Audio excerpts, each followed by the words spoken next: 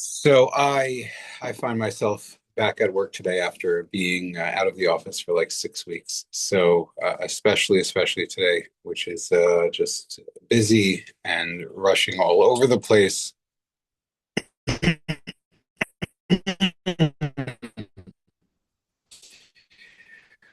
We're just going to start by taking a breath. We're in the middle of to trying to learn for a few minutes and hopefully have some clarity and some insight and some understanding into Sicha Dalid in Sichos HaRan. Sicha Dalid is a little bit of a long one, personally, and so hopefully maybe we can try and break it open, maybe even with discussion, rather than just me talking, because I don't have so much to share. But Sicha Dalet says as follows: Achshav be'esam alalu. Nowadays, in these times, kasha ma'od ma'od sheyeh ma'os leish kasher. It's very, very hard for a kosher person to have money. Kitzarach sheyeh lo yerida gedola ma'od chas v'shalom ash yasig ma'os. Because nowadays it's necessary that a kosher person will have to suffer a serious yerida, presumably a spiritual eureka, in order to obtain and have money. And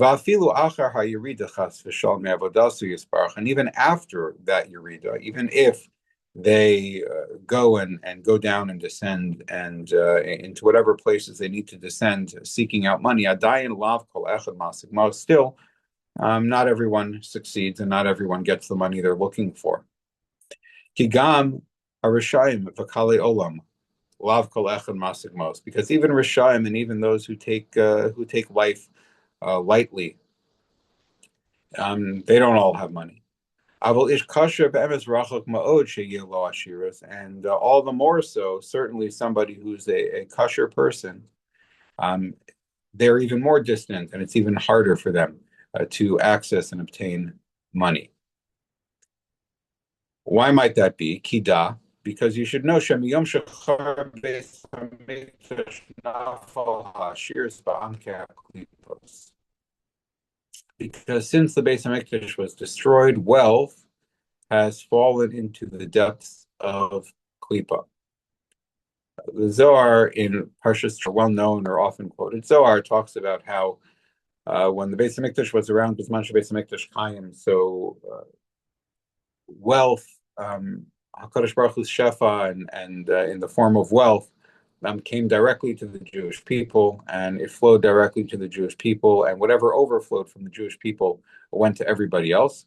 And Mishachar Beis Hamikdash, after the destruction of the Beis Hamikdash, it functions in the opposite direction. So wealth is primarily flowing not to the Jewish people, and whatever is left over overflows and is accessible to the Jewish people. So that might have something to do with this. That after the Churban, Ashiros wealth has fallen into Klipa.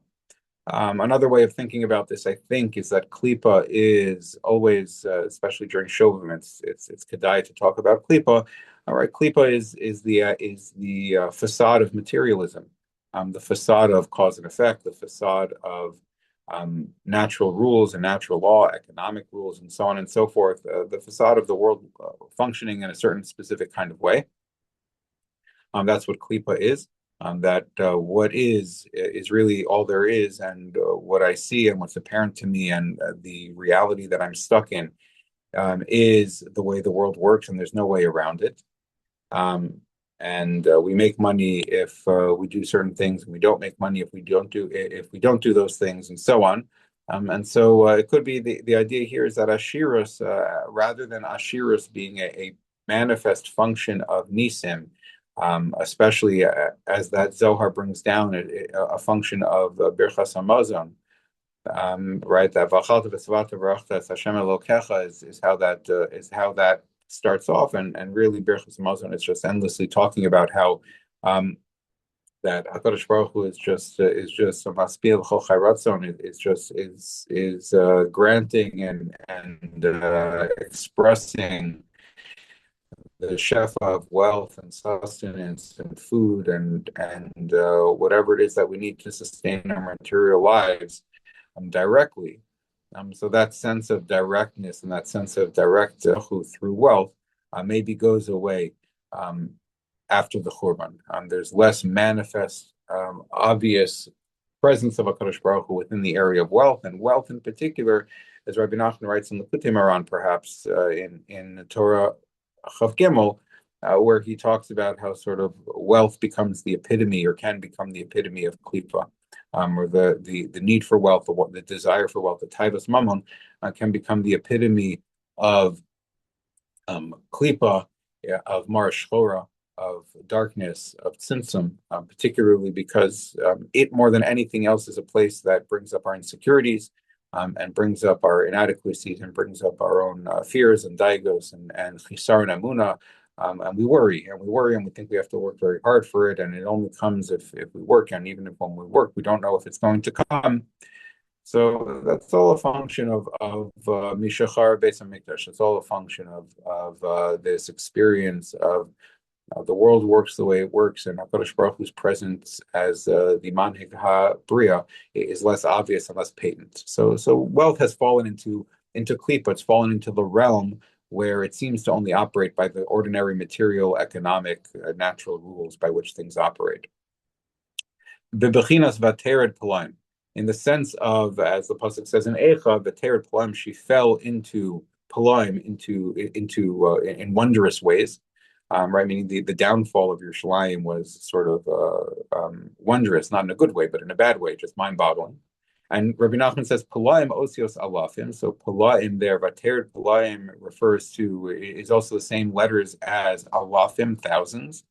Hainu, and that means Shaha alafim shalashiris, the thousands of wealth, the thousands of dollars, so to speak. Yarad Palaim fell.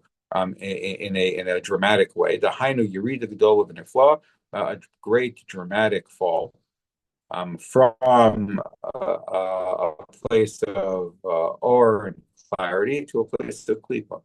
Al Kain Yerida, and therefore, by necessity, one has to go through a Yerida Gedola Ma'od Kodem Shabal Ashiris. One has to the Hainu Alafim Mizumanim, the thousands that are prepared there, that are waiting there, Vadain who Suffolk, and still even descending into that place, it still entails great uncertainty about whether you succeed. Avalish kasher be'emes kasher lema'od sheyelo ashiris. But when it comes to someone who's not willing to descend into that place, who's not willing to descend into the place where probably our consciousness, I think, our minds, sort of tell us that this is the only way to get it. And if I don't get it this way, I won't have it, and I need it, and I have to have it. So a person who's not willing to go to that place, it's even harder for them to get money, because where is the money really? That's where the money is. The money really is in the place where I have to work hard, and I have to go into either the profession or the business, and so on. And that in and of itself entails a yerida, because the money is in that place where I have to start thinking in terms of I have to make the deal, and I have to do this, and I have to finagle that, and I have to cut corners here and cut corners there. If we talk about it in terms of just plain yashrus and observance of halacha when it comes to such things, sadly, I mean, it's not to in any way, shape, or form cast aspersions on the many kasherim that make a lot of money. But especially one who's in tuned to the legal world, as I am, it's hard to go a week or two ever without some very, very wealthy firm person being indicted for some sort of fraudulent financial activity. Sadly so. One has to descend into such things, or one is if one is going to seek money, one is naturally going to be pulled into this descent that drags them into such a place. That's what he says. V'afal pi. So I'm again, since I don't have anything so amazing and insightful on this, I think I'm going to run through it. Maybe that's the wrong approach. Maybe without anything good to say, we should sit on it more. But okay, whatever. V'afal pi shenim tzayim. Gam tzaddikim v'anashim ksherim sheyesh lem ma'os. And although we do find, of course, that there are tzaddikim and there are ksherim that do have money, there are no absolute rules about anything. The only absolute is a Kadosh Baruch Hu. I think this is a very valuable point within Rabbi Nachman. Rabbi Nachman is always hedging himself, and he'll give us something, but he oftentimes will then pull it back.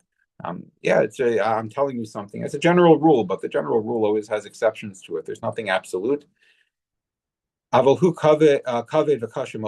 very, very difficult to do that. It's very, very hard. It's hard. Either it's hard because I have to descend into Klippa, or it's hard because if I'm not going to descend into Klippa, it's really very, very, very challenging to have access to Ashiras, to obtain Ashiras in a kosher way. It's hard. It takes a lot of work. The Gam Hashiras, whether spiritual work or material work, if I'm going to run a 100% perfectly good and honest business, it's very hard to make it rich. Hard either in the sense of I have to work very, very hard in the sense that it's very rare because I have to hit on like that thing that's really going to make it work, despite the fact that I'm being really honest and not cutting corners and so on, and really integrous, and not trying to pull the wool over other people's eyes and engage in dishonest marketing and whatever else happens to be. And again, yeah, I think he's probably here talking. Right? It's tzaddikim v'anashim ksherim. This is more than just a bare bones shmiras halacha. Either I've got to descend into Klippa, or I have to work very, very hard. But Gam Hashiras sheyesh lam l'tzadikim hu mazik lehem lavodasam, and even when tzadikim, anashim kisherim, are not descending into Klippa to obtain the money that they have, nevertheless, it can't help but hurt their avodah. These are anashim kisherim, these are tzadikim, and now they find themselves working on other things. Their avodah might be somewhere else, precisely because they're anashim kisherim. And even if they have a little bit of wealth, still they don't have the kind of wild and crazy wealth that those who don't take their avodah seriously might have. Who just have endless amounts of money just sitting and waiting. And nowadays, it's very hard for the ksherim to have wealth. B'Shem Rabbi Nachman, as they say in the name of Rabbi Nachman's grandfather, Zakini, in the name of my grandfather, Zechron Levracha, Sha'amar, Alma Sha'amar Rabbi Seinu Zal, Orach Yamin B'Yaminu, B'Smola Osher B'Chavod. They say that, right? So the Gemara says that those who learn Torah Lishma will have Orach Yamin B'Yamina, and B'Smola Osher B'Chavod, Elu She'lam Torah Shelo Lishma. So Chazal question, they said, Orach Yamim Ikav Osher V'Chavod Leka. Does that mean that if I learn Torah, I'm gonna have Orach Yamim, I'm gonna live long, but I won't have wealth and I won't have kavod? V'Amru Kol Sheken Osher V'Kavod. So the Gemara there says, Kol Sheken, of course, all the more so you'll have wealth and kavod. V'Amru Rabbi Nachman Zecher Tzadok V'Rach, and Rabbi Nachman's grandfather, Rabbi Nachman said, Shehu Rak Kol Sheken. The Gemara there is saying it's just theoretical. Kol Sheken, yeah, sure, of course. If those who don't learn Torah properly are going to have wealth, so I guess, yeah, for sure, those who do learn Torah properly will have wealth.